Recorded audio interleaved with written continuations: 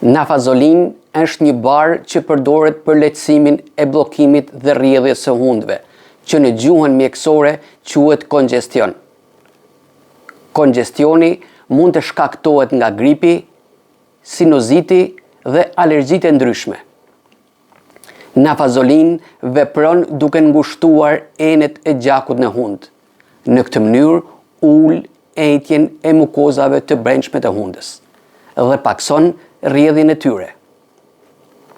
Nafazolin është barë pa recetë për fëmijët mbi 6 vjeç dhe të rriturit, por gjithmonë duhet të përdoret me kujdes. Ky barë ofron vetëm lehtësim të përkohshëm, ndaj dhe përdoret zakonisht në cikle 3-4 ditore. Përdorimi më i gjatë rrezikon të bëhet shkak për atë që quhet në gjuhën mjekësore efekt rebound, rikthim edhe më i rënd i shqetësimit apo problemit. E sqaruar, nëse kaloni 3-4 ditët e këshilluara të përdorimit të nafazolin dhe pastaj e ndërprisni atë, bllokimi dhe rrjedhja e hundëve mbas ndërprerjes do të jetë edhe më e madhe, edhe më e rëndë. Cilat janë efektet anësore më të shpeshta të nafazolin? Efektet anësore më të shpeshta të vlerësuara edhe si të lehta janë djegje, therrje dhe tharje të hundëve.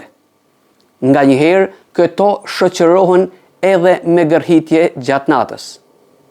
Efektet anësore më të rënda që bëjnë të domosdoshëm konsultimin me mjekun janë çrregullimet e të rrahurave të zemrës.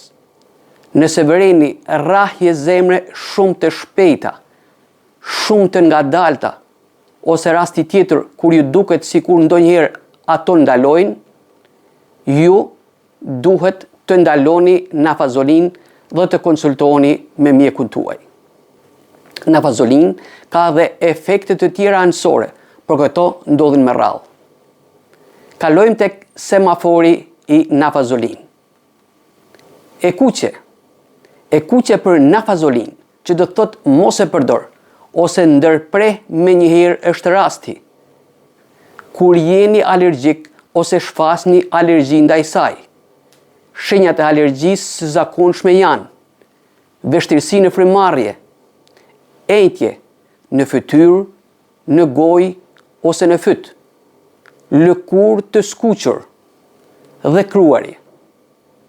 E kuqe për nafazolin, që do të thotë mos e përdor, është rasti kur keni glaukom me kënd të ngushtë. Glaukoma është rritja e tensionit të syrit. Ka disa lloje glaukome, të ndara në bazë të këndit të drenazhimit pra të rrjedhjes së lëngjeve brenda syrit, shkakut të shkaktimit dhe moshën në të cilën fillon. Nëse nuk e keni sqaruar me mjekun tuaj, ju mund mos e dini sakt çfarë lloj glaukome keni. Mjafton të dini se keni një lloj glaukome ose keni një trashëgimi të tillë, ju duhet të shmangni përdorimin e nafazolin pa vizitë. E kuqe për nafazolin, që do të thotë nuk duhet të përdorni, është rasti i përdorimit të njëkohshëm me grupin e barnave të përdorura për mjekimin e depresionit, të quajtura MAO inhibitore, nga të cilët mund të përmendim fenelzin, tranylcipramin, izokarboksazid, seligilin e të tjerë. Ju mund mos e dini çfarë bari antidepresioni jeni duke marrë. Ndaj gjithmonë kur shkoni për vizitë apo për të marrë një mjekim të ri në farmaci, kujtojani mjekut dhe ose farmacistit çfarë barnash jeni duke marrë apo keni marrë të paktën 2 javët e fundit. Përdorimi i njëkohshëm i këtyre barnave me nafazolin mund të çojë në kriza hipertensive, me rrezik për goditje në tru ose në zemër, ndaj duhet të menjanohen. Tek pjesa e kuqe e semaforit të këtij bari futin edhe rastet kur jeni duke përdorur nafazolin dhe për arsye të shfaqjes së një shqetësimi apo efekti anësor duhet të ndërprisni menjëherë atë. Mbas rastit të alergjisë që vlen për çdo bar, gjë cilën e prekëm më lart, ku nafazolin duhet të ndërpritet menjëherë, ka edhe raste të tjera ku duhet të veprohet po kështu. Ndërto mund të përmendim e kuqe për nafazolin, që do thot ndërpre menjëherë është rasti, kur ju shfaqen së bashku këto shenja. Dhimbje të forta tek njëri ose tek të dy syt, shoqëruar me skuqje të syrit apo dy syve, turbullim të shikimit, ndjenjë të vjedhurit dhe të vjella. Këto janë shenja të krizës së glaukomës, që do thot nafazolin ka acaruar glaukomen tuaj, që ju e dinit që e keni, apo mund mos e dinit që e kishit.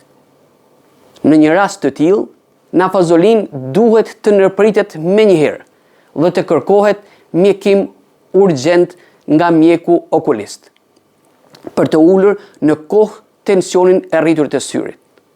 Mos mjekimi në kohë mund të bëhet shkak për dëmtim të përhershëm të shikimit. E kuqe për nafazolin, që do thot ndërpre menjëherë është rasti, kur gjatë përdorimit të saj shkaktohet hipertension arterial i rrezikshëm.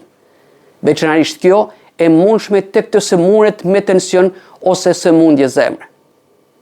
Shenjat e një krize hipertensive janë dhimbje të forta koke, dhimbje në gjoks, marrje mendsh, marrje fryme dhe vlera tensioni mbi 170 ose 180 mm shtyt zhive. Në një rast të tillë, nafazolin duhet të ndërpritet menjëherë dhe të kërkohet ndihma mjekësore për uljen graduale të tensionit. E kuqe për nafazolin, që do thotë ndërpre menjëherë është rasti, kur gjatë përdorimit të saj shfaqen këto shenja: dhimbje të forta gjoksi, vështirësi në fërmarrje, rrahje të parregullta dhe jo të zakonshme zemre, shumë të shpejta, shumë të ngadalta ose ndjenjë e të nalurit të zemrës. Të gjitha këto tregojnë shkaktimin ose acarimin e fortë nga nafazolin të një aritmie të re ose ekzistuese, me shumë rrezik për pacientin. Ndaj ndërprej barin dhe konsultohu me mjekun tuaj.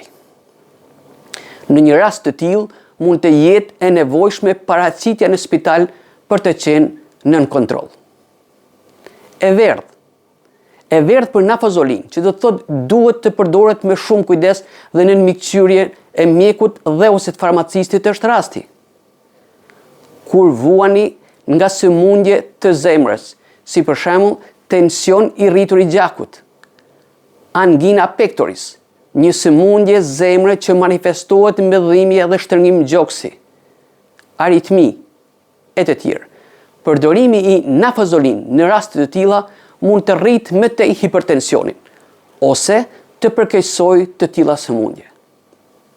Edhe pse nafazolin për moshat e rritura është barë pa recetë, kur keni sëmundje të tilla bashkëshoqëruese, nafazolin nuk duhet të përdoret pa u konsultuar me mjekun tuaj.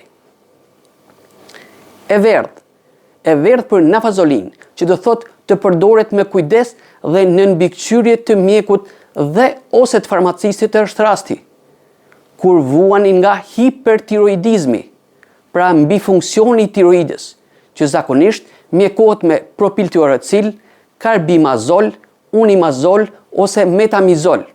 Kush vuan nga këtë çrregullim i tiroides, ka të vetat, pra ka të pranishme mbi ndjeshmërinë ndaj katekolaminave si epinefrin dhe norepinefrin, lëndë natyrale të trupit ton, me efekte të forta nxitëse dhe ngacmuese të zemrës, që trupi i përdor kryesisht në rastet e rënjes së madhe të tensionit, apo në situata të forta frike dhe paniku. I sëmuri me hipertiroidizëm ka zakonisht takikardi, pra rrahje të shpeshta zemre, palpitacione, rrahje jashtë rrallë të zemrës, ankth, dridhje, nervozizëm. Të gjitha këto shenja dhe shqetësime të një sëmuri me hipertiroidizëm do të rëndohen nga nafazolina, me pasojë dërgimin e pacientit drejt aritmisë kardiake, krizës hipertensive dhe angina pectoris. Ndaj duhet kujdes i madh. E verdh për nafazolin, që do të thotë të përdoret me shumë kujdes dhe duke u konsultuar me mjekun dhe ose farmacistin, është rasti kur jeni me diabet. Nafazolin nxit procesin e quajtur glukoneogenez, pra prodhimin e sheqerit nga melçia, duke ja shtuar atij që ju merrni me ushqim, me pasojë rritjen e mëtejshme të sheqerit.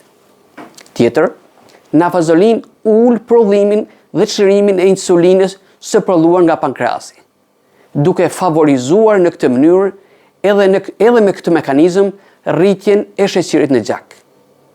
Për këto arsye, nafazolin duhet të përdoret me shumë kujdes të sëmurët me diabet. Për çdo ndryshim ose dyshim që ju krijohet gjatë marrjes së këtij bari, duhet të konsultoni me mjekun dhe ose farmacistin tuaj. E verdh për nafazolin, që do thotë të përdoret me shumë kujdes dhe në mbikëqyrje të mjekut dhe ose të farmacistit, është rasti kur jeni shtatzën ose po ushqeni fëmijë me gjy. Nafazolin mund të shkojë tek fetusi që keni në mitrën tuaj, apo tek bebi që po ushqeni me gjy. Ndaj mos përdorni asnjëherë barë të ri pa u konsultuar me mjekun tuaj ose kujdestarin e shtatzanisë tuaj. Ai duhet të jetë në dijeni për çdo barë që ju merrni. E verdh për nafazolin, spraj ose pika, është ruajtja në vende ku nuk mund të arrihet nga fëmijët e vegjël. Kjo për arsye se marrja aksidentale nga goja e përsëris nga goja, pra nëse fëmia e pi një prej derivateve të imidazolin, ku futet edhe nafazolin, sikurse oksimetazolin dhe tetrahidrolozin, mund të shkaktojë për fëmijën tuaj ngjarje të rënda si koma, bradikardi e rëndë, pra ulje të madhe të numrit të rrahjeve të zemrës, ulje të respirimit, pra numrit të frymëthithjeve dhe përgjumje të madhe. Gjithmonë, barnat duhet të vendosen në vende që nuk mund të arrihen nga fëmijët. Nuk ka barë të parrezikshëm për fëmijët.